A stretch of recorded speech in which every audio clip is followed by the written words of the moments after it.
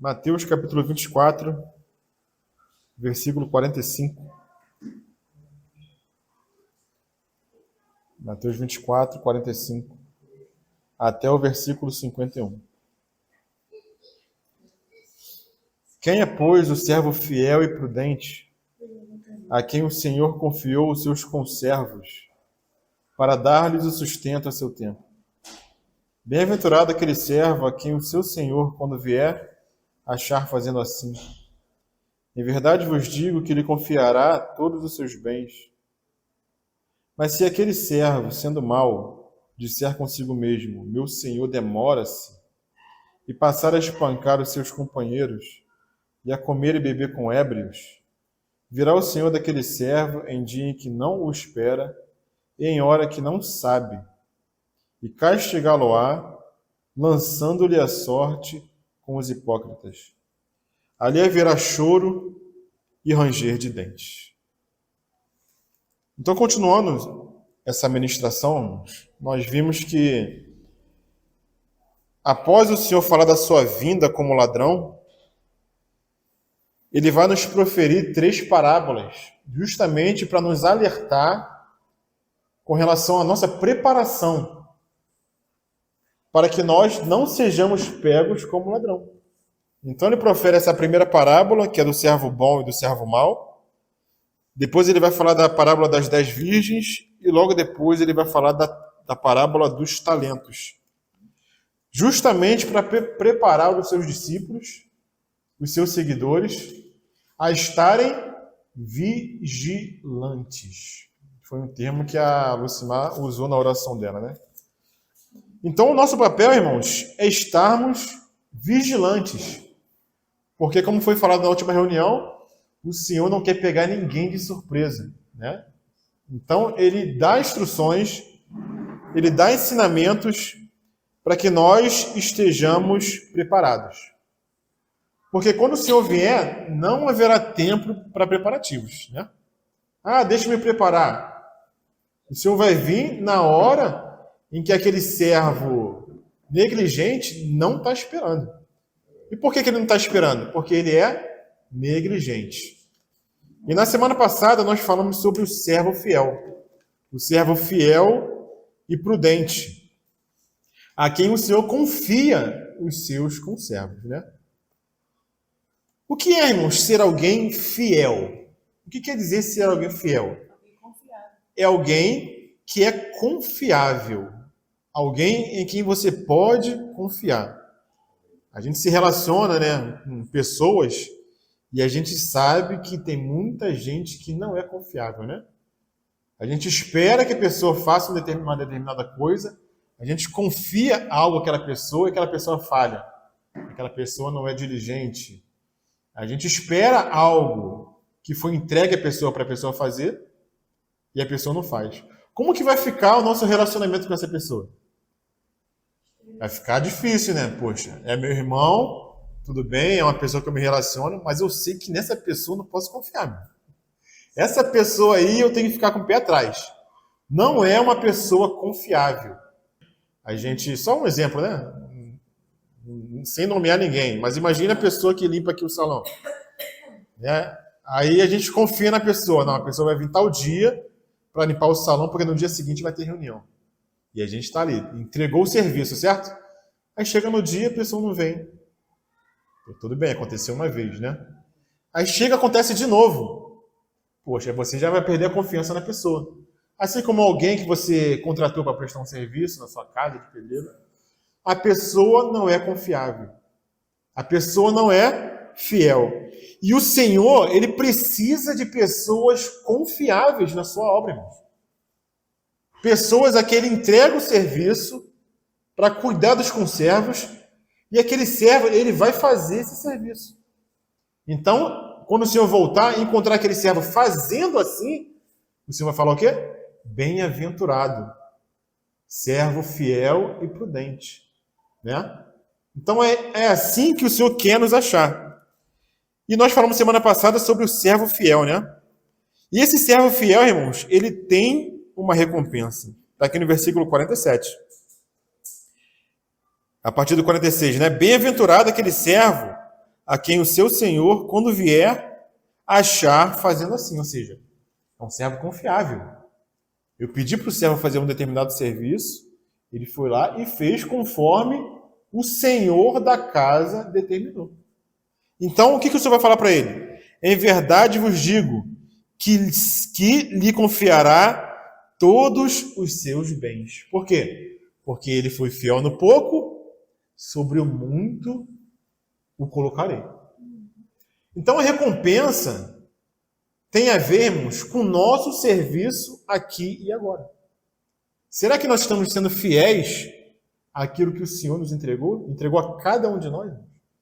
Que nós possamos fazer essa reflexão e fazer essa pergunta.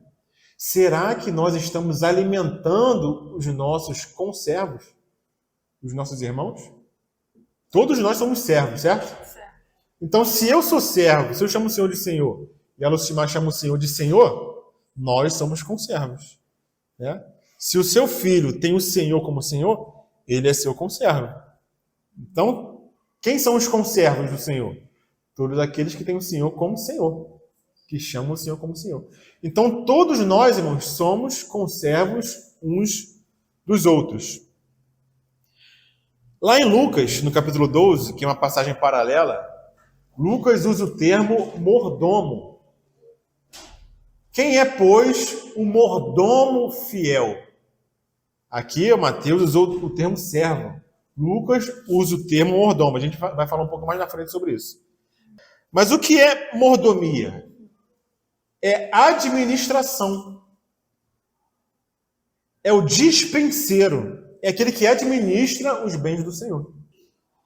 Tem uma palavra que diz que se nós somos conservos uns dos outros, então nós temos responsabilidades uns com os outros. Não é somente aquele que fala a palavra, não é somente aquele que prega, aquele que ensina.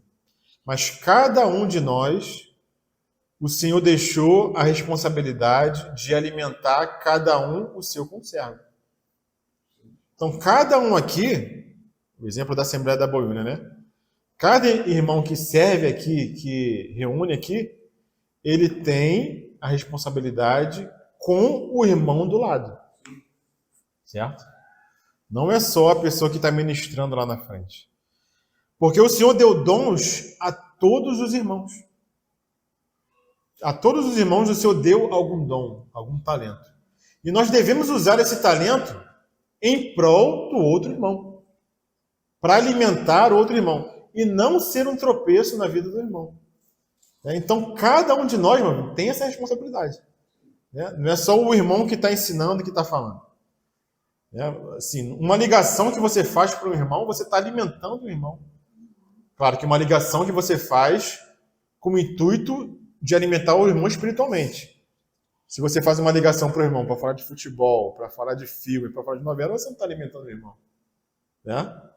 Mas quando você liga para o irmão para encorajar o irmão, para falar uma palavra do Senhor para o irmão, você está alimentando o seu conservo. Então, cada um de nós tem essa responsabilidade. Então, irmãos, avançando aqui um pouco mais,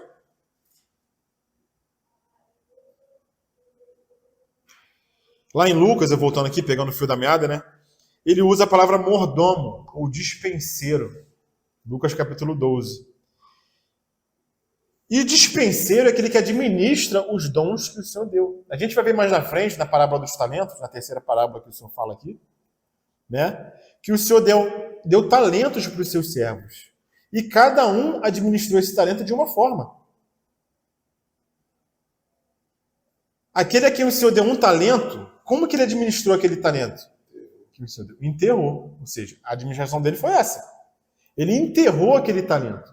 Ou seja, ele não usou aquele talento para alimentar a vida de ninguém.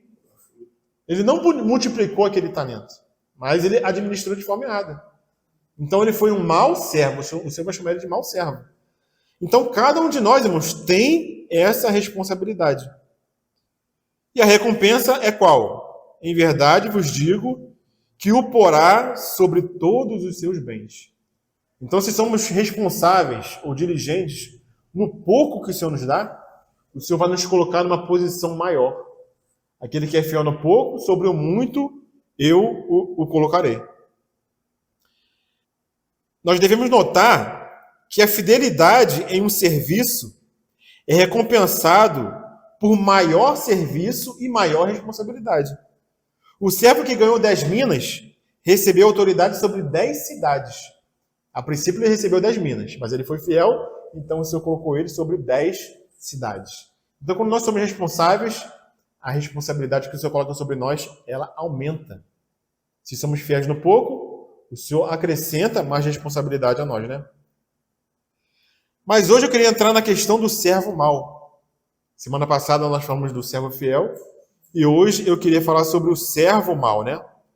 Aqui no versículo 48, ele fala assim: mas se aquele servo, sendo mau, disser consigo mesmo, meu senhor demora-se, e passar a espancar os seus companheiros, e a comer e beber com ébrios, virá o senhor daquele servo em dia que não o espera, e em hora que não sabe, e castigá-lo-á, lançando-lhe a sorte com os hipócritas.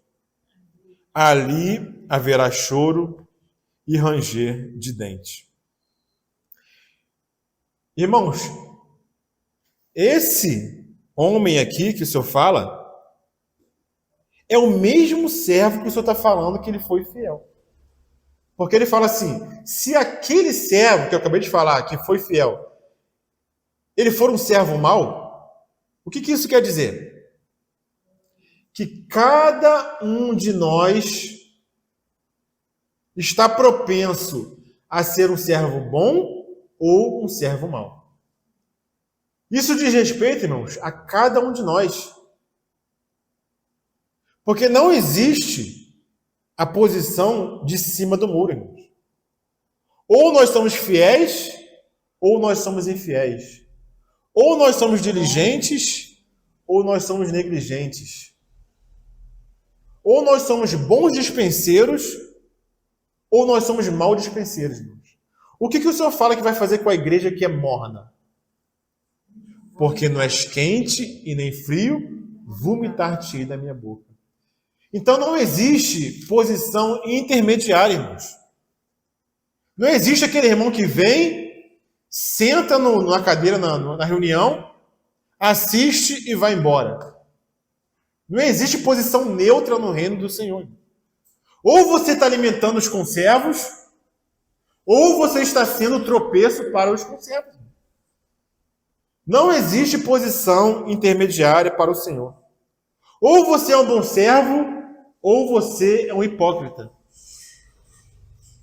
Ou você é alguém que se alimenta do Senhor para alimentar os conservos, ou você é alguém que usa uma máscara na reunião.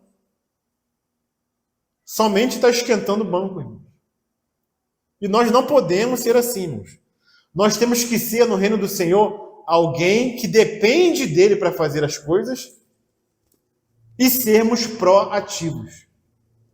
Dependendo sempre da graça do Senhor. E quanta gente existe, irmãos, nas igrejas por aí, que vão para os cultos, sentam na cadeira e acham que já está fazendo muito, irmão. Já está fazendo já é o supra-sumo do que a pessoa pode fazer.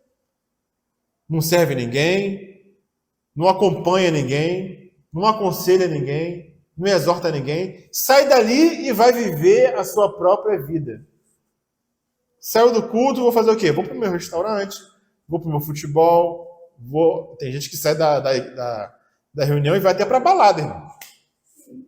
Vai até para a balada. Sai dali, junta os jovens, vão para a balada.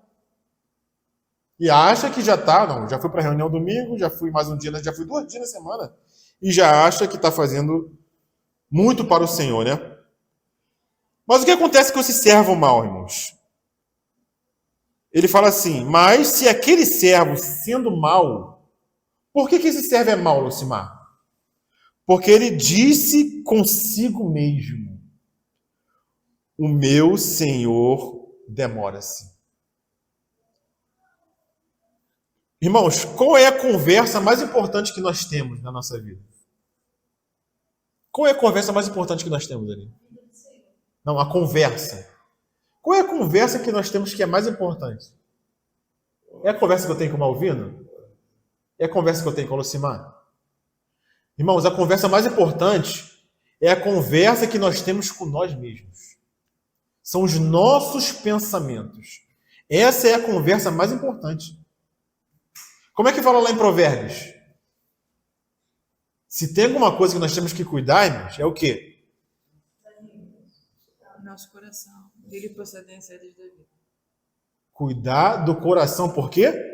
Porque dele procedem as saídas da vida. Por que nós temos que cuidar do coração, dos nossos pensamentos, da conversa que nós temos com nós mesmos? Porque é a partir daí que provém a nossa conduta, que provém as nossas ações. Quando a gente está só ali, matutando ou meditando em algumas coisas, tirando algumas conclusões, e a partir dali nós tomamos ações. O que esse servo mal pensou consigo mesmo? Mas se aquele servo, sendo mau, disser consigo mesmo, o meu senhor tarda. Olha o pensamento que ele teve consigo mesmo. Meu senhor está tardando. Espera aí. Então o que eu vou fazer? A partir dali, ele teve algumas ações. Por quê? Porque ele olhou para a palavra com incredulidade, não confiando que o seu senhor ia voltar. Então, a partir desse pensamento, ele passou a maltratar os seus conservos. E muitos servos do Senhor vão se encontrar nessa condição na vinda do Senhor. Vamos abrir lá em 1 Coríntios capítulo 10. 1 Coríntios capítulo 10, versículo 10. E não murmureis, como também alguns deles murmuraram, e pereceram pelo destruidor. Então, irmãos, o que é perigoso para nós, para nos tornarmos um servo mau? Primeira coisa, murmuração, reclamação.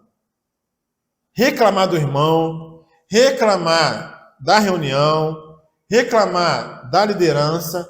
Parece que o irmão não está satisfeito com nada.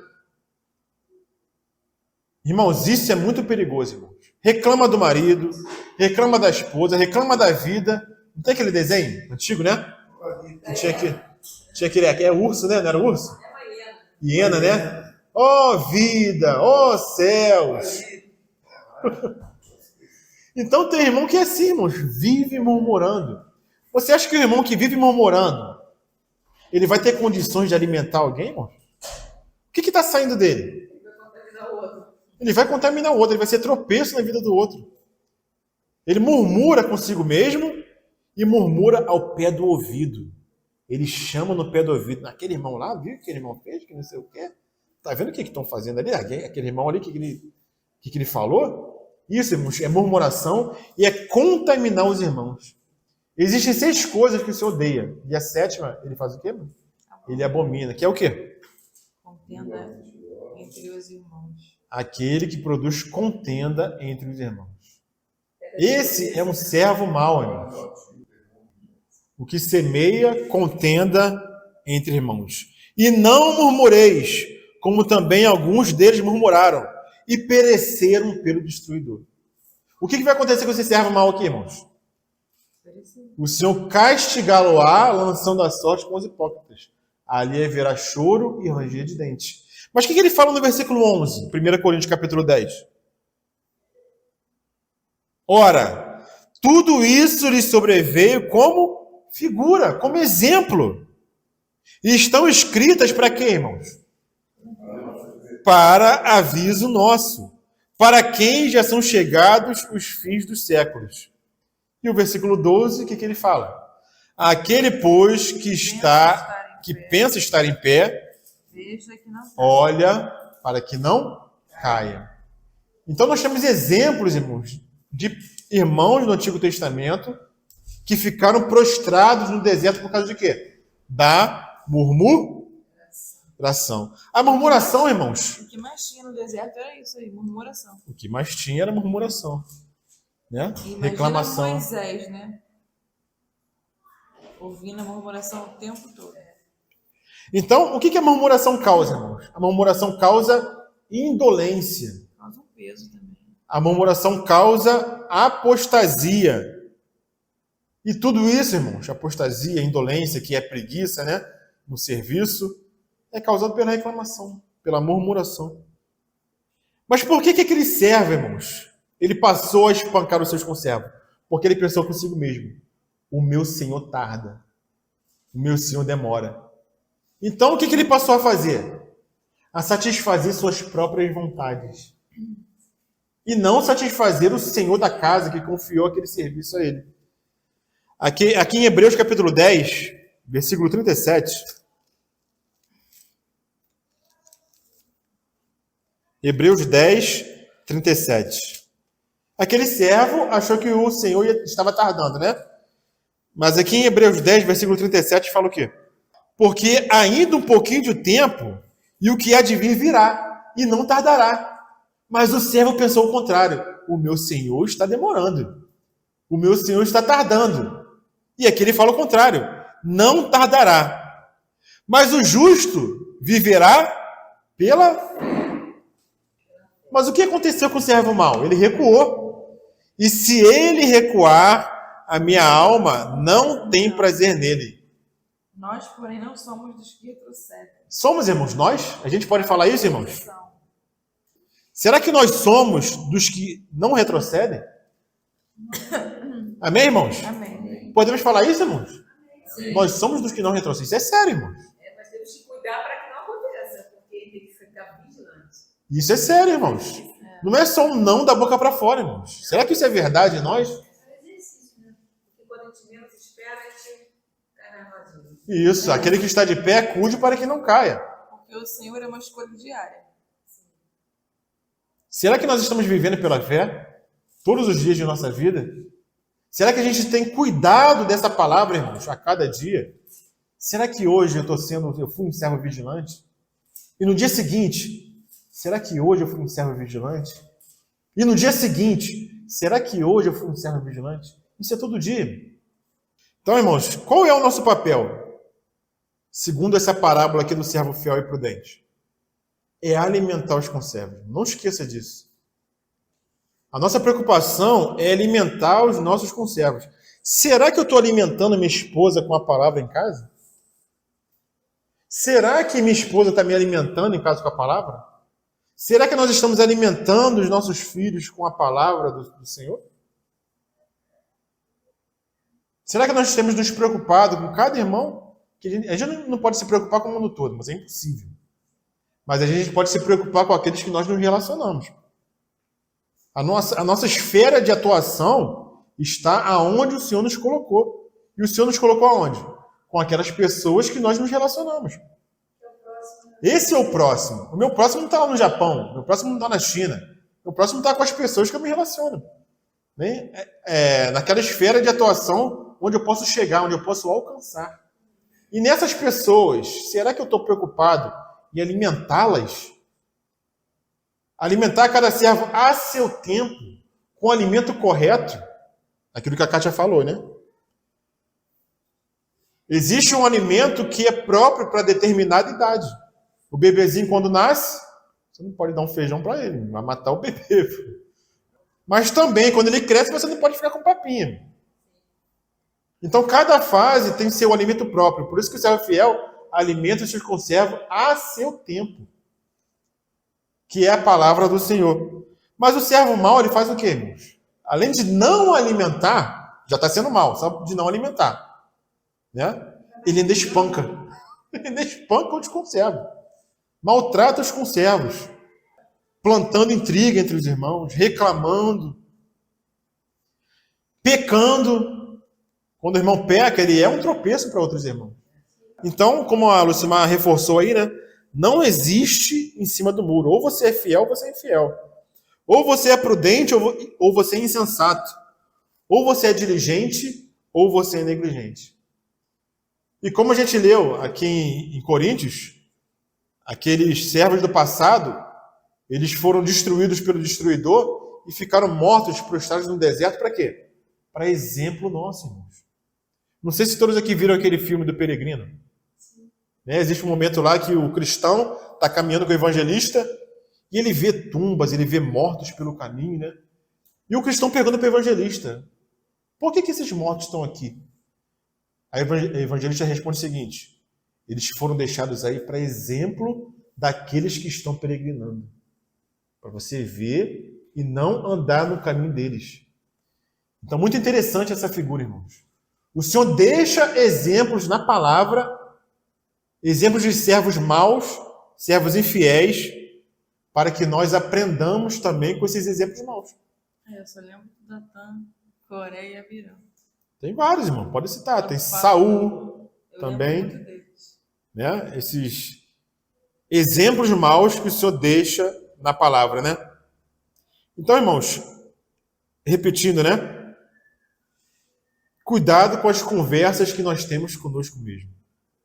Com os nossos pensamentos, né?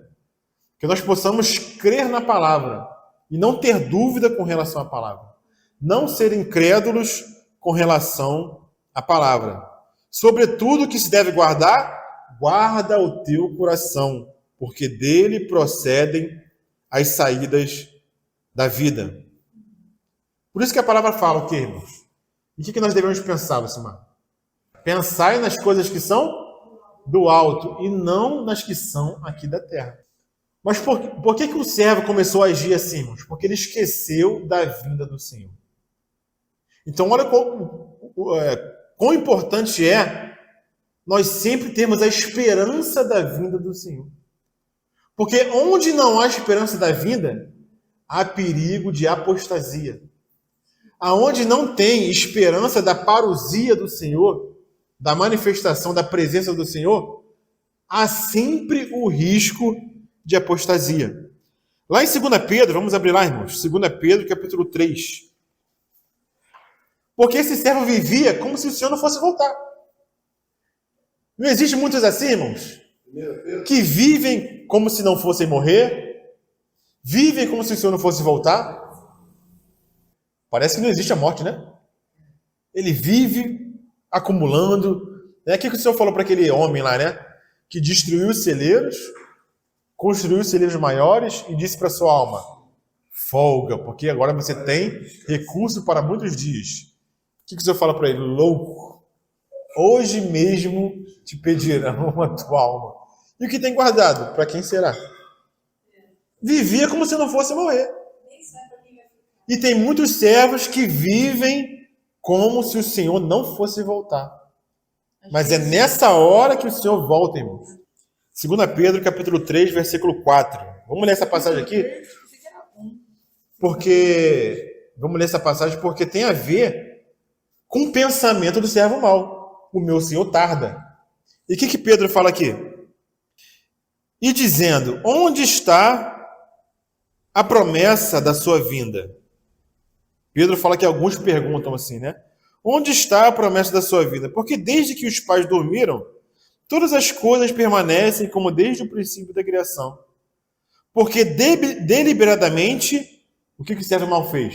Esquece que de longo tempo houve céus, bem como terra, a qual surgiu da água e através da água, pela palavra de Deus, pela qual veio a perecer o mundo daquele tempo, afogado em água. Ora, os céus que agora existem e a terra, pela mesma palavra, têm sido entesourados para o fogo, estando reservados para o dia do juízo e destruição dos homens ímpios. Há, todavia, uma coisa, amados, que não devias esquecer, e o servo esqueceu. Que para o Senhor, um dia é como 1000 anos, e 1000 anos como um dia. Versículo 9. Não retarda o Senhor a sua promessa, como alguns a julgam demorada. Pelo contrário, ele é longânimo para convosco, não querendo que nenhum pereça, senão que todos cheguem ao arrependimento. Agora, o que vai acontecer com o servo mau? Porque esqueceu da vida do Senhor.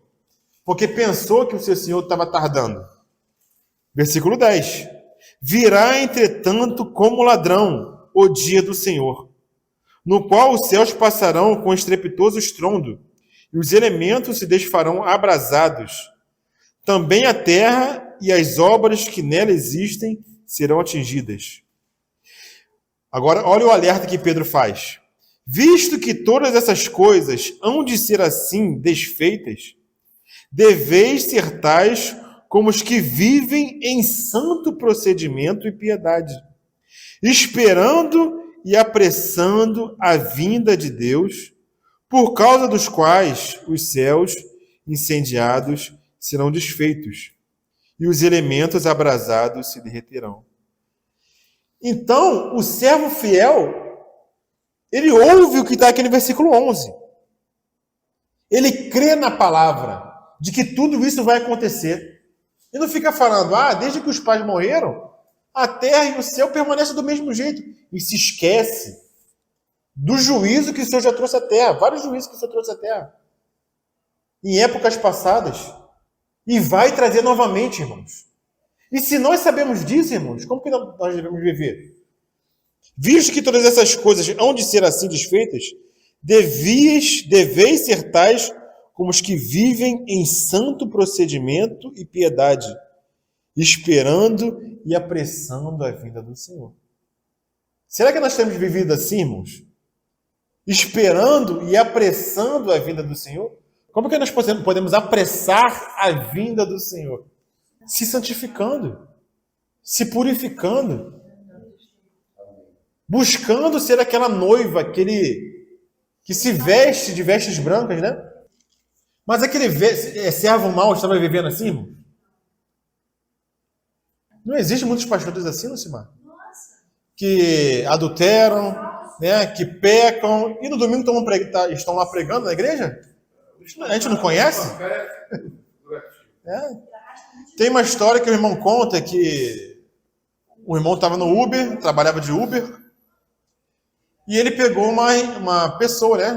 Uma chamada de Uber, e a pessoa, a mulher, né? Era uma mulher, pediu para ele levar num determinado local que era um bar.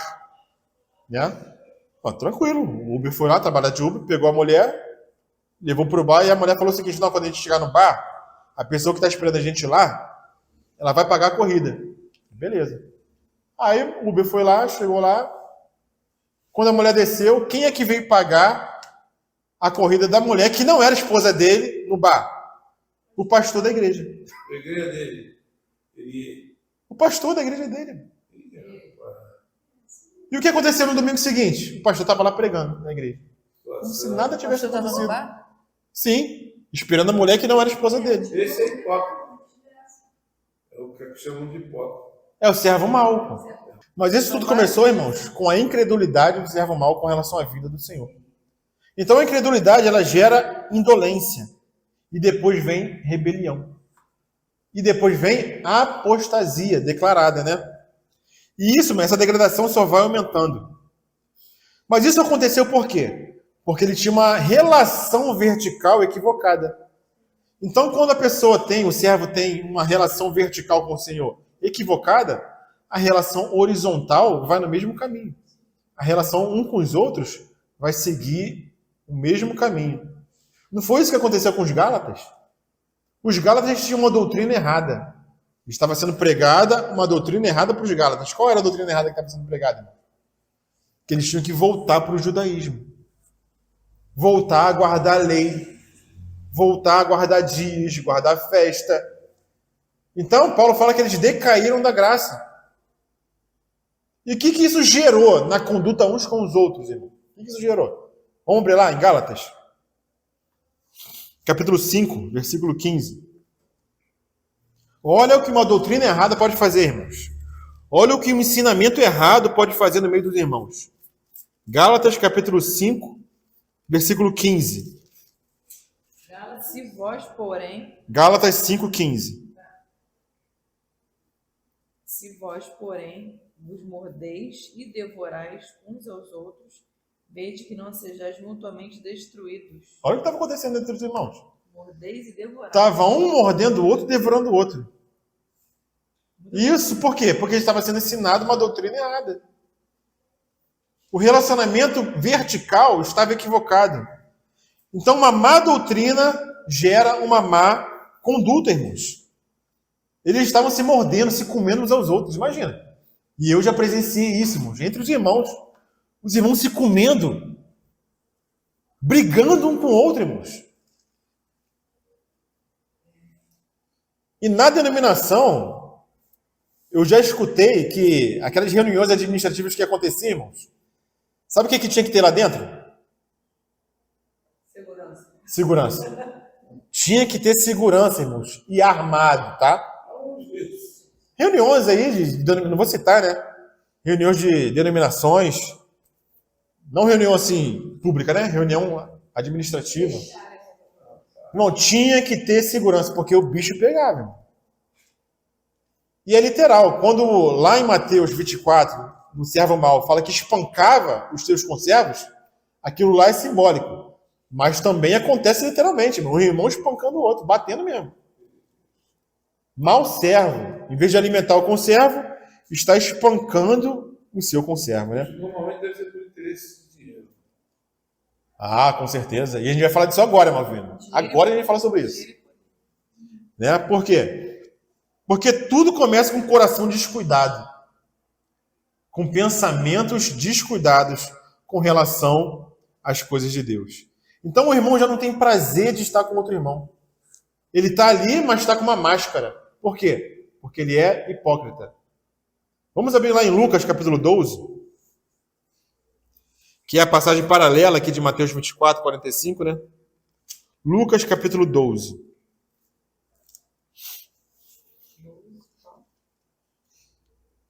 Versículo 42.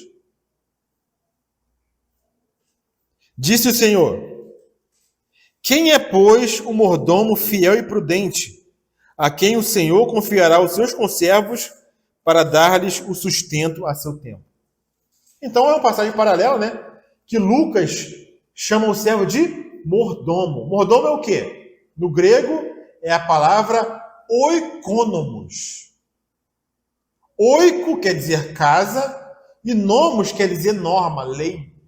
Então o que é um mordomo? O que é um oikonomos? É aquele que coloca a regra na casa de acordo com o seu senhor. Ah, meu senhor quer assim? Então a regra na casa vai ser assim porque é a vontade do meu senhor. É o governante da casa, né? Mas olha o que antecede, irmãos, essa passagem de Lucas. Está aqui no capítulo 12, versículo 1. E a partir do capítulo 12, versículo 1, a gente vai ver quais são os fatores que obscurecem os vasos do testemunho do Senhor. O que pode afetar o nosso testemunho, irmãos? Antes de falar dessa parábola do mordomo, Lucas vai falar o seguinte. Ele vai falar no versículo 1 do capítulo 12 da hipocrisia. Não é isso que fala aqui? Qual é a última palavra do versículo 1 do capítulo 12? Hipocrisia. Acautelai-vos do fermento dos fariseus, que é o que, irmãos? Que é a hipocrisia. Então, esse é um fator que pode denigrir o testemunho do servo de Deus. A hipocrisia. Então, irmãos, nós temos que ser verdadeiros uns com os outros. Nós não podemos usar máscara na reunião. E tem muitos irmãos que usam máscara. Aqui é uma coisa, mas quando você vai ver a conduta do irmão, é uma conduta que gera confusão, que gera transtorno, mas ele se passa para um irmão, ó, santo, né? Irmão top. Então, cuidado, irmãos, com a hipocrisia. Porque isso vai gerar uma degradação no testemunho do irmão. Qual a outra coisa que nós temos que ter cuidado, irmãos? Versículo 13, capítulo 12. Ele vai continuar aqui, vai começar no versículo 13, mas ele vai falar no versículo 15 o seguinte, irmãos. Alguém pode ler em voz alta? Lucas 12, 15. 12, 15, tá? E disse: acautelai-vos e guardai-vos da avareza. Aquilo que o Malvino falou. Guardai-vos de qualquer tipo de avareza, irmãos. Então, a avareza também vai gerar uma degradação e vai obscurecer o testemunho que nós temos que dar do Senhor. Então, quando o irmão tem um coração avarento, o que ele vai se tornar, irmãos? Um servo mau. e ele vai explorar os seus conservos. Porque Paulo fala aos Colossenses, capítulo 3, que a avareza é o quê, irmãos? A avareza é idolatria. Então, hipocrisia, a gente falou primeiro de quê? Da murmuração, da hipocrisia e da avareza. Então nós temos que ter cuidado com esses fatores, irmãos. E qual um outro fator também que nós temos que ter cuidado? Para nós não nos tornarmos um servo mau. Capítulo 12 de Lucas, versículo 22. O que fala aqui, irmãos? A seguir, dirigiu-se Jesus a seus Lucas 12, 22. A seguir, dirigiu-se Jesus a seus discípulos, dizendo: Por isso eu vos advirto, não andeis ansiosos pela vossa vida, quanto ao que haveis de comer, nem pelo vosso corpo, quanto ao que haveis de vestir. Porque a vida é mais do que o alimento e o corpo mais do que as vestes. Irmãos, cuidado com a ansiedade. Parece algo que é mais leve, né, comparado à hipocrisia, comparado à avareza, mas não é, irmãos. Ele coloca aqui no mesmo patamar de alerta do Senhor. No mesmo patamar que hipocrisia, no mesmo patamar que avareza, está a ansiedade. Oi? É muito perigoso a ansiedade, irmãos, porque quando nós estamos ansiosos, o que acontece com a nossa fé? Nós retrocedemos. O justo viverá da fé, mas se ele retroceder, a ansiedade faz o servo retroceder. E uma ordem, né, que o Senhor diz para não andar ansioso. Então, ter ansiedade é uma coisa, andar. Você pode ter ansiedade, Não andar, né? não anda. Não pode viver ansioso. Você pode sentir uma ansiedade vez ou outra, mas você viver o tempo todo ansioso se torna pecado. O que acontece? Como é que você, ansioso, vai querer alimentar outro irmão? É possível isso? Como é que você, sendo hipócrita, você vai alimentar outro irmão? Como é que você, sendo avarento, você vai alimentar outro irmão? A ansiedade que ele fala aqui, você está ansioso pela sua vida, né? Pelo futuro. Como que eu vou fazer aquilo? Aí você traz o problema de amanhã para hoje. Você vive o problema de amanhã hoje. Isso tudo que o Senhor está falando para nos preparar para a vinda dele, tá, irmãos? Ele está nos preparando para a sua vida, para a sua vinda, para que nós não sejamos pegos de surpresa. Se nós estivermos em avareza, em hipocrisia, em ansiedade, em murmuração, nós seremos pegos de surpresa pela vinda do Senhor. E a prudência que ele fala também é no relacionamento com o irmão. A gente tem que ter a prudência no que a gente vai falar, quando vai falar, né? Como vai falar. Isso é prudência, se é para falar. Né? Isso tudo é prudência. É o fiel que vai fazer o serviço, que vai alimentar, mas tem a maneira, tem o tempo. Né? Então, essa prudência nós temos que buscar no Senhor também. Né? Então, depois de falar disso, irmãos, antes de entrar no versículo 35 aqui de Lucas, capítulo 12, o que ele fala no versículo 33? Como se fosse um preâmbulo para falar da mordomia, do mordomo fiel e prudente. Lucas 12, 33, o que ele fala? Vendei os vossos bens e dai esmolas. Então, irmãos, é vender e dar. É tudo para os outros. Vender e dar, irmãos, não é nada para a gente. A nossa preocupação tem que ser com o outro. O Senhor nos dá dons, nos dá talentos, para quê? Para o nosso próprio usufruto? Para eu sentir que eu sou abençoado pelo Senhor e vou esconder esse talento debaixo da terra e deu? E não vou negociar esse talento. O que é negociar o talento? É alimentar os conservos. Com a palavra. Fala, faz-me dar ao invés de possuir. Isso. Então, vendei e dai. Por que vender e dar, irmãos? Porque o Senhor deseja que nós tenhamos uma vida simples, irmãos. O Senhor quer que nós tenhamos uma vida simples, irmãos. Sim. Por isso ele fala aqui, ó. Fazei para vós outros bolsas que não desgastem, tesouro inextinguível nos céus, onde não chega o ladrão, nem a traça consome. Porque onde está o vosso tesouro, aí estará também o vosso coração. Onde estava o coração do servo mau, irmãos? Estava no Senhor? Ou estava nessa terra, querendo usufruir dos prazeres passageiros dessa terra, irmãos? Então, o Senhor deseja que nós carreguemos pouca bagagem. Quanto mais o dia do Senhor se aproxima, nós devemos carregar menos de bagagem, irmãos. Porque quanto mais bagagem, mais ansiedade. Quanto mais bagagem, mais cuidado. Quanto mais bagagem, mais preocupação, irmãos. Então, irmãos, nós não estamos pregando aqui comunismo e nem filantropia. Não é isso que a gente está falando, né? A gente está ensinando aqui que os mordomos têm que ter a vida simples. Por isso que ele fala, vendei e dai. E o tesouro que nós temos que acumular é aonde, irmãos? No céu. É no céu. Então, no versículo 10, ele vai falar o quê? De 1 Pedro, capítulo 4. 1 Pedro, capítulo 4. Já caminhando para o final. 1 Pedro, capítulo 4, versículo 10.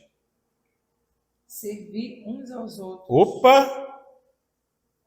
Servir uns aos outros. Então, quem é que tem que servir, irmãos? Todos. Todos.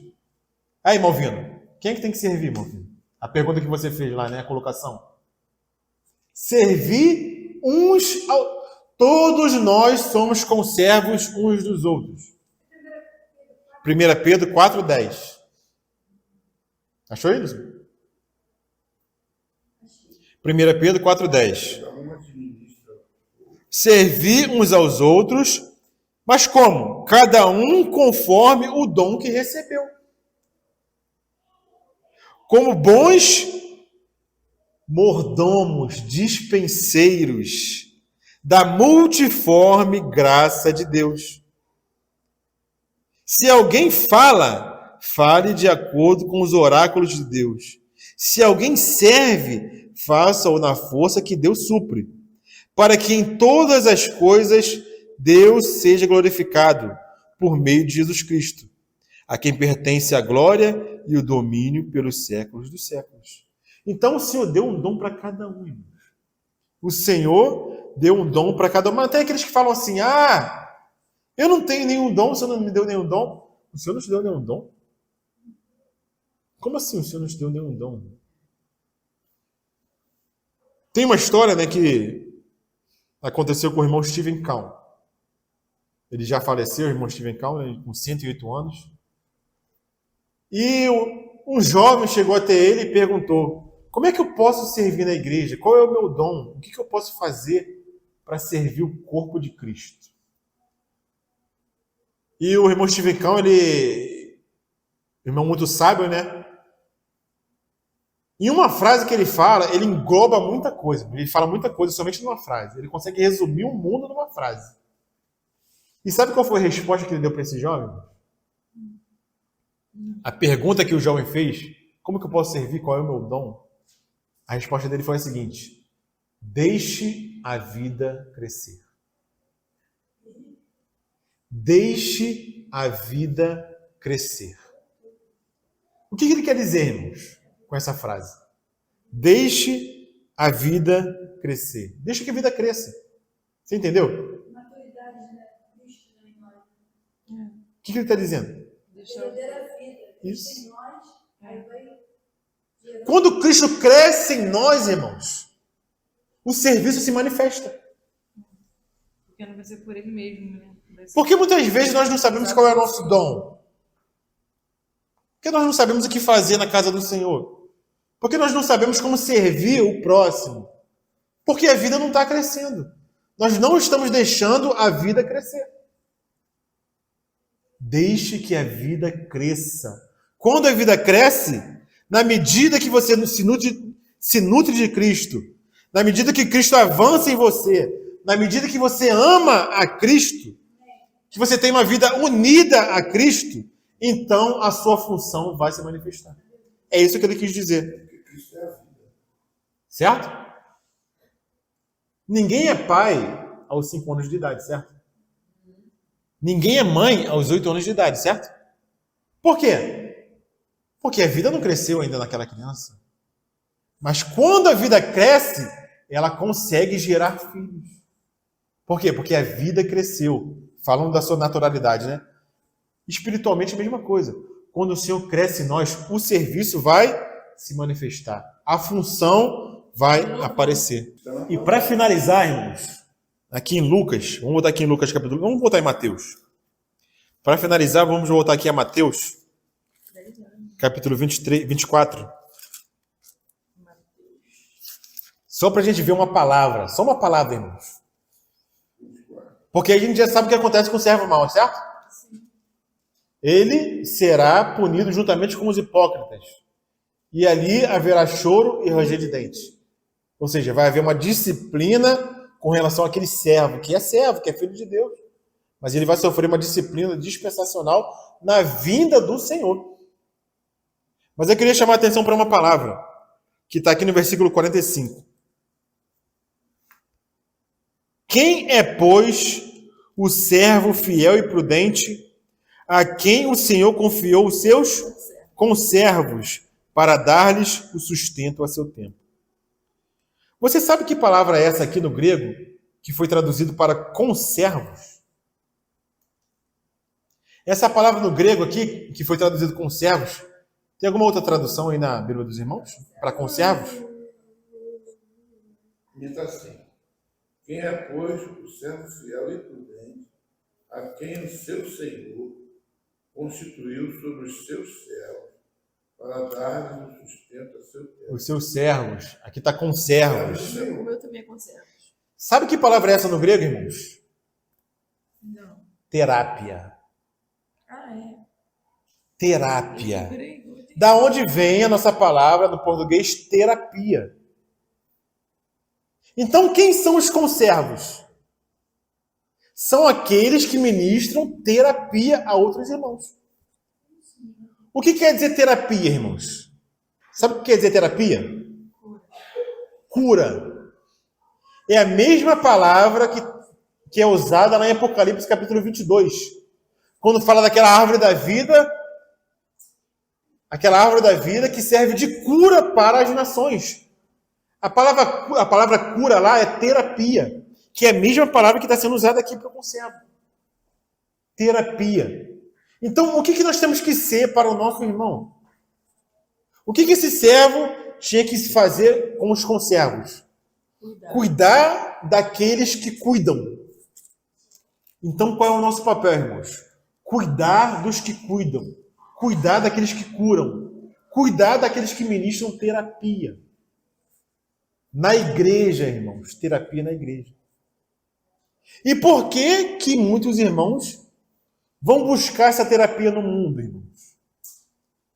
Porque a igreja tem todos os recursos. Ou não tem? Amém, irmãos? A igreja tem todos os recursos em Cristo ou não tem? Então por que muitos irmãos vão buscar terapia no mundo?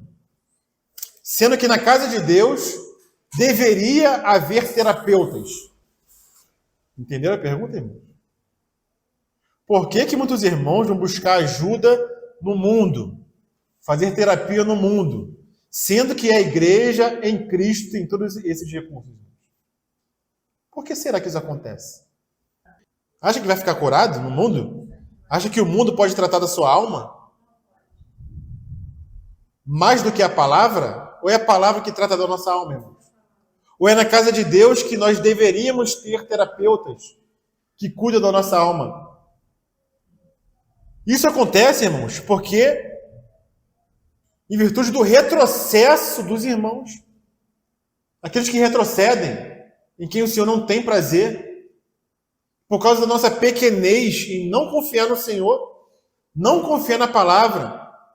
Mas a igreja deveria ter todos os recursos em Cristo, irmãos, para tratar da alma do ser humano. E a gente está falando da alma, porque muitos colocam tudo num pacote só. Não, por que você não vai no psicólogo? Você não vai no médico? Por que não vai no psicólogo? Médico é uma coisa, mano. Médico não é, psicólogo não é médico. Médico é médico, ele vai tratar do seu corpo. Ponto. A Bíblia não trata do corpo. A Bíblia trata da alma. Se você quebrar um braço, o Senhor pode até fazer um milagre, né? De você ser curado. Amém. Mas também tem um médico que cuida da biologia. Agora, psicologia, irmãos, é a palavra que trata. É o Senhor que trata. Não é o homem. Quanto mais vai entrando, a gente tem que lembrar sempre daquela imagem ali, ó. Quanto mais se vai entrando para o interior, é o Senhor que tem que cuidar. O átrio é externo, é o corpo. Ali, os gentios podem até pisar, as pessoas pisam ali. Está externo, entendeu? Mas existe o santo lugar, que é mais interno. Aí não é todo mundo que pode entrar. Não é todo mundo que pode tratar o santo lugar. É a alma do homem, como figura. Né? E quando chega no Santo dos Santos, quem é que pode entrar no Santo dos Santos, irmão? É só o Senhor. É só o sacerdote, uma vez por ano, e sem pecado, irmão. Então, quanto mais vai entrando, mais restrito vai ficando. O corpo é uma coisa. A alma já é outra, já é mais restrito. E o Espírito é o Senhor que habita, irmão. Estão conseguindo entender essa figura? É porque as pessoas querem tratar da mesma forma. Ah, você vai no médico, então pode ir no psicólogo. Qual o problema? Não tem problema. Com o cristão, tem problema. Porque o psicólogo, se for te levar para o Senhor, amém. Beleza, te levou para o Senhor. Mas o que a gente vê acontecer não é isso, irmãos. São aconselhamentos que te afastam do Senhor. E o irmão Daniel de Queiroz, ele tem uma experiência assim. Quando ele era jovem, ele tinha problemas lá, né, com as questões psicológicas dele, de medo, né? E ele foi se tratar no psicólogo mundano, irmãos. Porque foi aconselhado pela mãe, por pessoas, né? E esse psicólogo, essa pessoa, afastou cada vez mais ele de Cristo. E ele falou o seguinte: não me mande para psicólogo, por favor, não faça isso. Porque eu tive essa experiência e a pessoa me afastou cada vez mais de Cristo, muito mais de Cristo, entendeu? Da palavra do Senhor. Falou que eu tinha que deixar isso de lado, que não sei o quê. O meu problema era esse, era a palavra, né? Então, muito cuidado, irmãos. Muito cuidado com isso. Né? Que nós sejamos terapeutas para os nossos irmãos. Para que nós sejamos considerados servos fiéis e prudentes. Nós temos que achar os terapeutas aqui, irmãos. Os conservos. É tremendo, né? A palavra é terapeuta, irmãos. Não é à toa, irmãos. Conservo é o terapeuta. É o que deve cuidar com a palavra. Mas muitas vezes a gente não quer a palavra tratando da nossa alma. Não quer. A gente quer o mundo, né? Porque o mundo vai nos levar para um caminho. A palavra vai nos levar para outro caminho. E às vezes é mais prazeroso tratar com o mundo. Né? O mundo nos acaricia. Né? Vem cá, coitadinho de você. Você teve um trauma lá com seu pai no passado. Não é culpa sua. Foi o que você viveu. A palavra não, irmãos. A palavra vai falar que você é pecador, que tem que se arrepender, tem que se santificar, tem que deixar o pecado, não pode ser ansioso. A palavra vai te confrontar. O psicólogo não, vai te afagar o teu ego. Ah, coitadinho de você. Você tem TDAH agora, né? Você não pode ouvir um não. Como que? Eu não sei nem mais os nomes que dão aí, né, irmão? A criança que não pode ouvir um não. Porque senão era isso, isso e isso. Eu esqueci o seu nome. Irmãos, muito cuidado com a psicologia do mundo. Eu sempre falo isso para os irmãos. Cuidado com a psicologia mundana. Muito cuidado. Sejamos terapeutas. Primeiramente quem? O marido para a esposa. Terapeuta. Esposa para o marido. Tem que ser minha terapeuta. Tem que cuidar da minha alma. Tem que me ajudar no serviço que o Senhor me deu. Assim como eu tenho que ajudar ela no serviço que ela tem que desempenhar, alimentando ela com a palavra, encorajando com a palavra, quer ela queira, quer não, mas é a palavra. Uma hora vai entrar, uma hora entra. Amém?